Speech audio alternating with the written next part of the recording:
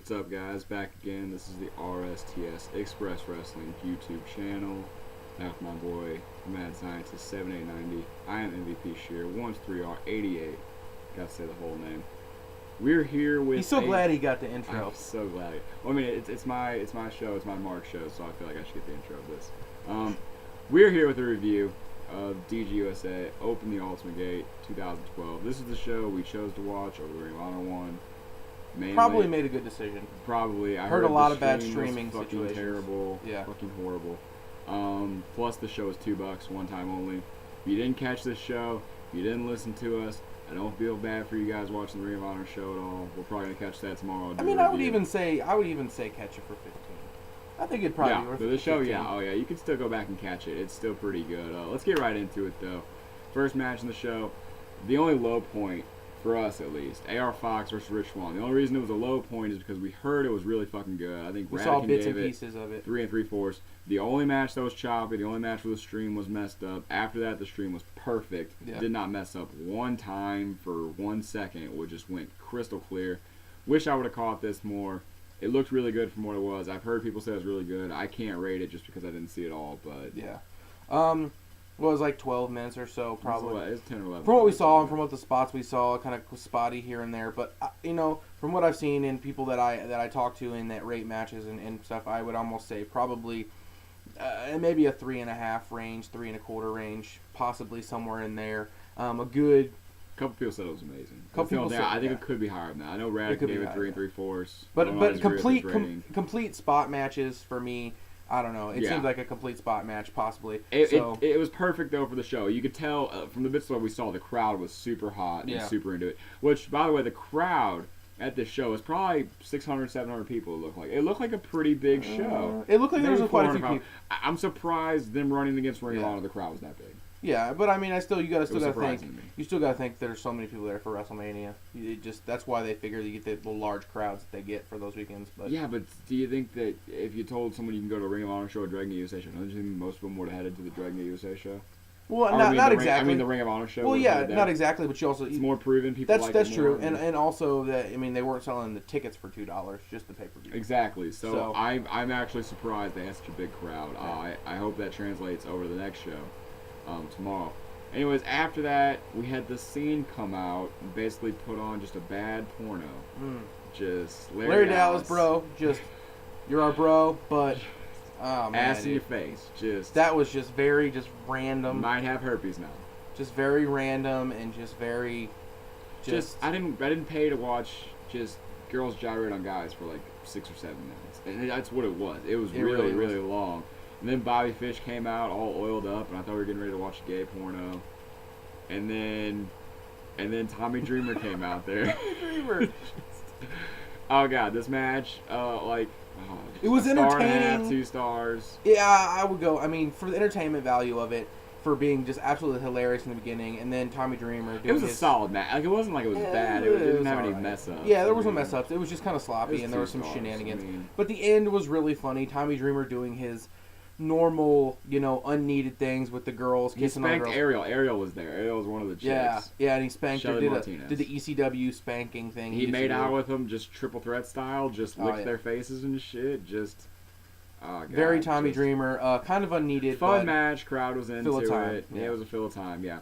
Next we had, and this is where we're going to disagree because I thought it was a little bad. I mean, at first I thought it was a lot better than I talked him up in his rating. But BB Hulk, Sami Callahan. I thought this was 3 1/4. I thought it was pretty good stuff. It was really slow and methodical. A lot of leg work on BB Hulk, which usually is not a good thing, but I feel like he may not have sold it great, but he sold it a lot better here than he usually does. So, I mean, I have to commend him a little bit. One botch, but, I mean, they could have played it off like a leg injury.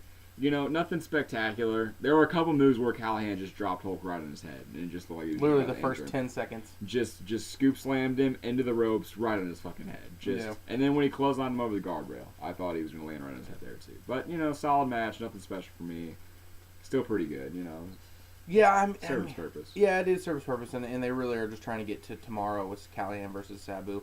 But, I really, and the reason my rating is so much lower, I really would have expected a little bit more of this. I am a pretty big Callahan fan. I like BB Hulk more now than I used to. But I just would have expected a little bit more. I mean, there was some good work by Callahan working over the leg, and it just, there was a spot where BB Hulk did the springboard and messed up, and played it like it was his leg, and then Callahan went over to work on the leg, and then he jumped right up and did 3 or 4 kick moves in a row, and then acted like his leg didn't hurt. So, I mean, I'd probably go 3 on this. I mean, originally I was like 2.5. Yeah, and Christy Von Eerie came out. Yeah, Christina Von Eerie. We didn't even mention her. And we all were like, oh yeah, she can be part of Dirty Lady Flux. And I think I turned to you and said, what if she's just a part of just Mad Blanky? And you're like, that makes no sense. And she's a part of Mad Blanky. They came out there, yeah. Hulk came out there with some kind of red liquid. She told Sami Callahan to come over, and then she put water in her mouth, and then spit it in his mouth, and then Hulk hit him with the capture suplex and the first flash. And got the win, to get the victory. Which led right into. After that, Callahan... Lights went out. Yeah, he's like, I'm not mad. I'm just going to beat up Sabu tomorrow. And then Sabu comes out there, and they start brawling. And then, John Davis and A.R. Fox and Eric Cannon and Pinkie Sanchez come out there. And so they have their no DQ tag match. I thought it was pretty solid. I gave it 2.5. I mean, it wasn't anything super great. But it was short, but it was short and sweet. It had some nice spots, had some nice moves. 3 seconds around the world just looks devastating as fuck. I just love the way that move just. What visual. Is it? 3 seconds around the world. The little spinning power bomb. Oh, the thing that John Davis does? Yeah, the John Davis got the victory with 3 seconds around the world on Pinkie Sanchez. Okay stuff. I mean, it wasn't great, but I mean, it served its purpose. Sabu needs to learn how to stab better with... Poke his eyeball out. Yeah, no, he had the whole entire thing. They had the whole entire long rod of the friggin' screwdriver in his hand. He wasn't covering up any of it. He just had it all the way. And just were stabbing the shit out of Eric Cannon. I think I liked this a little bit more than you did. It was a brawl, but and they did a lot of spots and such. But I don't think he enjoys it as much as I do. But I enjoy the Dirty Lovely Flux. I think the way they carry themselves in the ring, the way they carry themselves is just sleaze bags, and just them moving around doing sloppy moves just kind of just fits them. It seems kind of shitty to say that, but them just doing sloppy moves and just falling all over the place, and then Eric Cannon using Pinkie Sanchez. I really enjoy their teamwork. I think I just don't know if they fit in with the Dragon Gate style. I do. I like it because Dragon Gate... It is a definite change of pace. I mean, Dragon Gate USA is always been that promotion that people have always been given shit for just being straight spots. A lot of their shit has been just spot. There was not a lot of spot matches. And that's the thing about this. We were going to say there wasn't really that much spot fest. There was one spot fest match, and that was the main event. We'll get to that. Yeah. But, I mean, I like this a little bit more, but still didn't hit 3 stars. But it was still entertaining, and, they did what they could. So, it was all right. It was all right stuff. Then we got... Akira Tozawa with BB Hulk and Christina Von Eerie came out again. Yeah. Which is funny, Tozawa's playing it off Von Eerie's his girlfriend, was kissing her and hugging on her and holding her and shit, taking pictures and stuff. It was just really weird. I didn't like that. I didn't like that whole dynamic. But we had Tozawa Mochizuki. For me, it was the best match of the night. I think it started really slow. First 15 minutes or so was really slow. I thought the last 7 minutes was great. I think the best spot was the Kimura reversed into a German suplex. And then he went into the arm breaker. Remember, he went from the Kimura, then he went to the arm breaker after the Kimura. He switched over. Well, that that was in the same little area. And then the German and then Tozawa German suplex to match that. Yeah, I like this. I gave it 4 1/4. So yeah, I like this too. I thought this was good. The thing we're gonna get to mostly with this is these matches, these last couple matches, and the show in general was good, but wasn't amazing like we thought it was going to be. This match did not live up to the hype. I think this match met the hype. I think 4 1/4 was okay. I could see it being that level. The next couple matches, I think the tag match lived up to the hype too. But we'll get on that. Go ahead. Yeah, he thinks 4 1/4. I thought it was just right at 4. The beginning, I really wasn't the first 10 minutes. I really wasn't too drawn in. I think it was kind of there was nothing really great. They really kind of were just trying. I don't know what they were doing, trying to just get the crowd, I don't know, into it or so. I don't know. They were all over the place. Finally, they got in there and started working up, and they had really good sequences at the last, 5 minutes were pretty damn good. It ended really sudden for me, too, and that's another thing. I did not see that. I did not buy that as the finish, really. Not that I didn't buy it, just at that time, I thought they had, a couple more minutes in them. But it wasn't the most not bought that I had on the finish. But I still liked it. I would say 4, and I thought it was a pretty good match, and they did pretty well. I think they're going to go on and have a lot I more mean, matches. people got to understand it's still hard to deliver a 4-star match sometimes. I mean, you don't go out there. I feel like these guys had great chemistry. They automatically have a 4-star match, but still to go out and deliver it, job well done by Masato. It's still pretty good. We had intermission. After that, we had Samurai Del Sol versus John Vandal. This was actually okay. This was actually pretty good for the 6 minutes it got until Samurai Del Sol just murdered John Vandal at the end. Yeah, I mean, it was just spot after spot after spot. It was just a spot match, really showcasing Samurai Del Sol. 2 stars.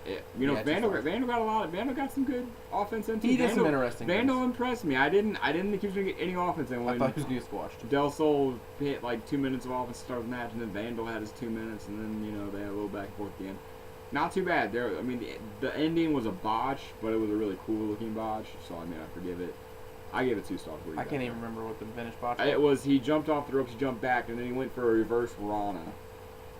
And he just mangled the dude's body. He just mangled the dude. It was kind of like if you've seen the Gamma reverse Rana on BB Hulk from Mercury Rising, the first one, which was their 5th ever show, 6th ever show. 2009, 2008. It was 2010. It was their first WrestleMania weekend, and their first 6-man they did. Gamma just mangled BB Hulk on one of them, but it was sick as hell. It was definitely like a botch, but it was sick as hell. That's kind of what this was. Samurai Del Sol pick up the win. Looked a lot better than the last time I saw him, so hopefully he comes in and they give him some. I think him versus AR Fox would be great. Just put him in there, let him have 10 minutes. I think AR Fox proved himself tonight to be pretty good, and we're going to see a lot of his stuff.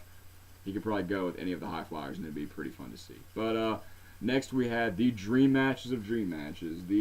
The ultimate match of the show, if you will. The one that was supposed to be the big moment, and I didn't really think it was. Low-Ki versus Pac.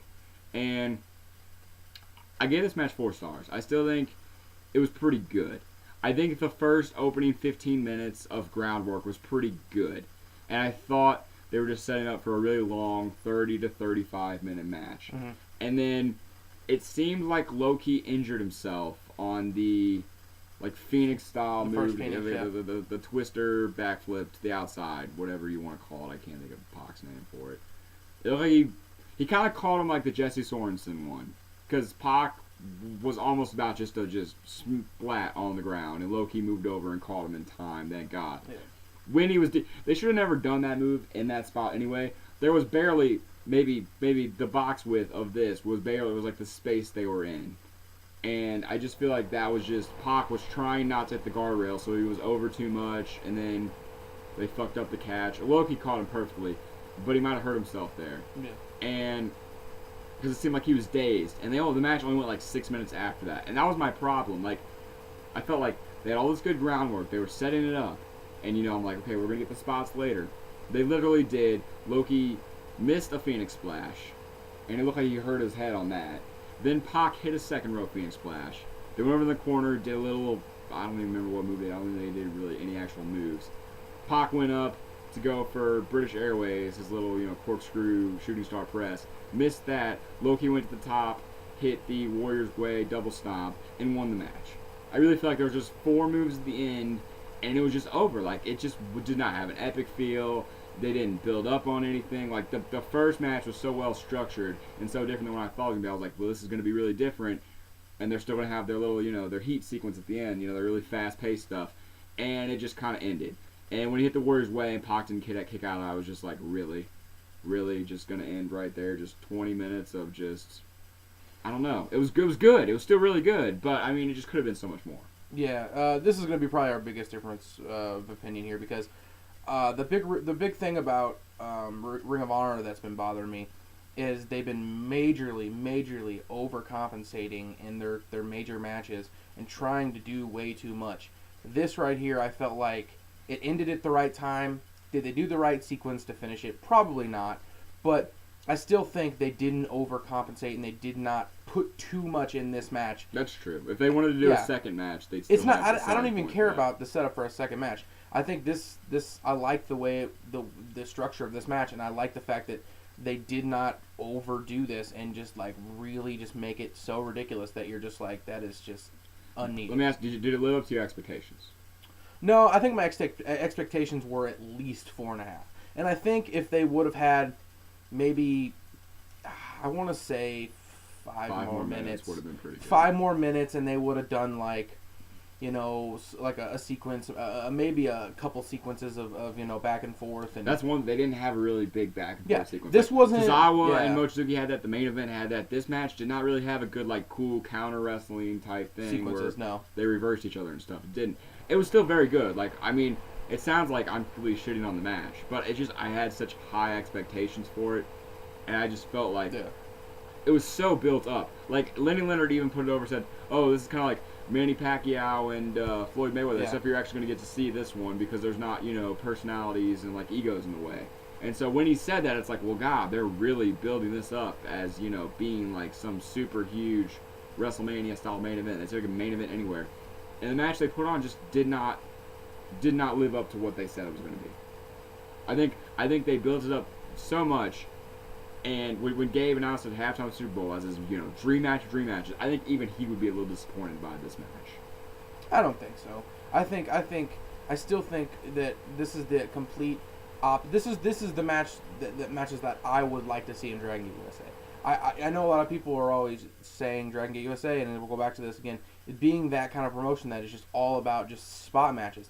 This was not a spot match whatsoever. It really wasn't. This felt like this could have main evented a Ring of Honor show, and it wouldn't have overcompensated. It really felt like they didn't want to overdo it with spots because they're so tired of hearing people say that's what their kind of matches are. I think this match right here, a big thing is they thought name value alone was going to make that match what it was. I think that was a big thing. They're like, it's Pac versus Low-Ki.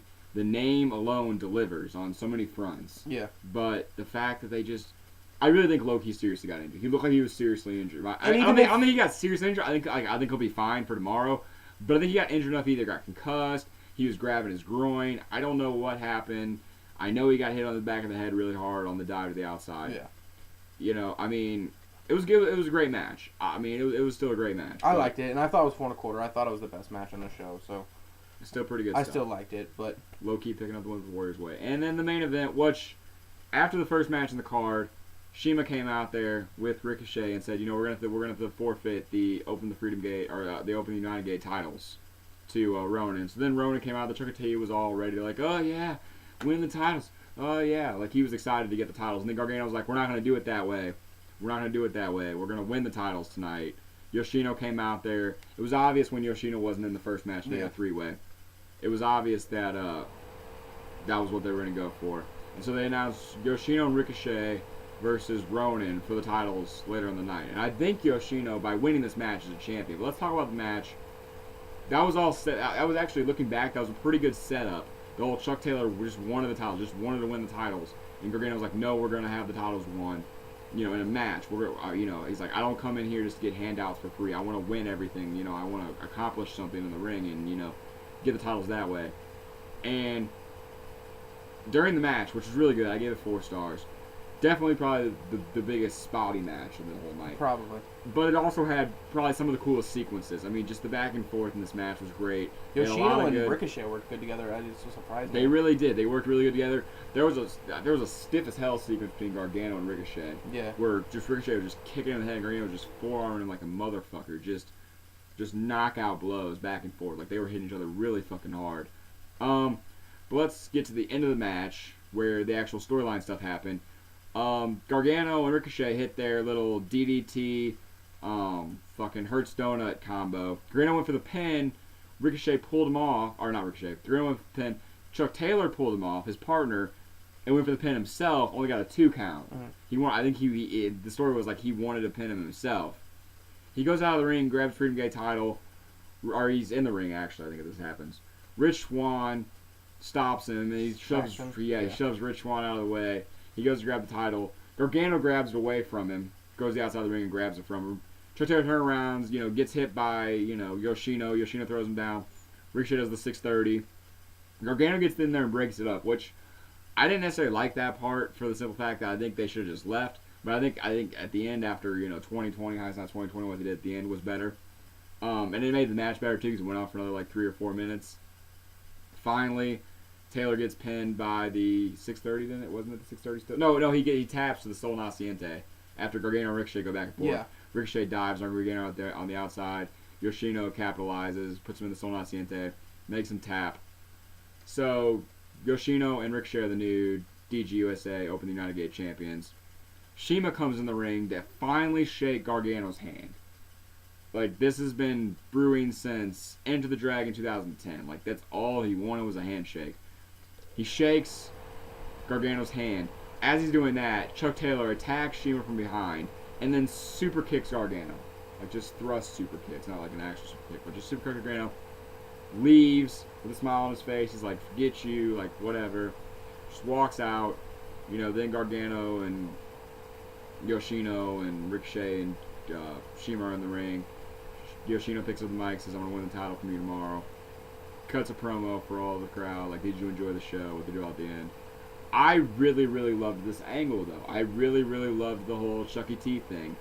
Because I think right now, if you look at Ronin, he's the outside member of Ronin. He's the guy that, you know, Swann is touring Japan, and Gargano is the Open the Freedom Gate champion, and Chuck Taylor's kind of just there. He's kind of got past. He was kind of the leader at the start, and now he's kind of the third wheel. In a sense. A bit winded there? A little bit. Talked for like 5 minutes. Go ahead, bro. You can talk about the match that you want. Yeah. I was excited about the angle. I mean, I thought the angle's good, and I thought it makes sense. You know, to split up. I guess they're going to split up Ronin here. Maybe. I don't know. I think it's time for them to, I guess, go their own ways. But the match itself was good. They did a lot of great spots. And like I said, Yoshino and Ricochet really worked good together. There's really not much I can say about it. You literally laid it out hand for hand, every detail of what happened. My bad. At the end. I wanted to make sure the fans understood. Yeah, I mean, I don't know. It's interesting to see where they're going to go from this. But tomorrow, I expect tomorrow to be, I don't know, you think it'd be just as good as this? Or probably better? I don't know. I didn't think tomorrow was going to be a better show going in. But I definitely think the main event, and they're talking like Shima might still be able to compete tomorrow, which is dumb. Like, he isn't okay today. He has like a stiff neck for a day, and he's going to come back. If they find a suitable replacement, which, Gabe, if I can offer a suitable replacement to you, A.R. Fox would be perfect. I know he's in the Pac Invitational, but he would be a perfect replacement, I think, after watching the bits and pieces of him today, or a Rich Swann, or whoever. Somebody that's high-flying would probably be good in a six-man match to get his spots in. Yeah. I think that match is going to be better. I think watching the Gargano-Yoshino spots in this match, I think that it actually elevates that match in my mind to me. That they're going to do good. That's going to be pretty fucking good. I think the Pac Invitational could be pretty good, because I think Pac will be more... I think it'll be a really high-spot, crazy-type match. And Samurai Del Sol impressed me. I don't like Pinkie Sanchez at all. If A.R. Fox is in the match, Pac's You don't have to lay out the whole... We already previewed the show. Those are the three matches that are big. Sami, Callahan, and Sabu, I think, will be pretty good. You see this right here? See this right here? This right here? This right here? From my hand up, that is MVP Cheer's penis. He has such a huge boner for Dragon Gate USA right now. It's a little bigger than that. It's a little bigger than my fist from here up. Just a little bigger than that. A little bigger. No one's gonna believe that. Just a little bigger right now, dude. Dragon Gate USA, bro. Just we're gonna get out of here. Open the Ultimate Gate. Definitely worth checking out. The final 3 matches were definitely final 2, and then after, and then most just the 3 matches that we announced 4 stars. Yeah, just the ones that we said they're definitely worth watching. And then good show. Well, I give the show an 8.75. I know you hate the 0.75. Yeah, I'm just in the middle. I'm gonna go 0.75 for the show because he used 8.75. What was the serious? Just 0.75. No, what is a serious rating? A serious rating? Probably an 8.5. 8.5? 8.5. 8.5. It's a new rating system. We didn't use the shit scale this time. But yeah, we're gonna get out of here. RSCS Express Wrestling. Look for the other Dragon Gate one, possibly the Ring of Honor ones here sometime this weekend. So we're gonna get out of here. Later. Deuces.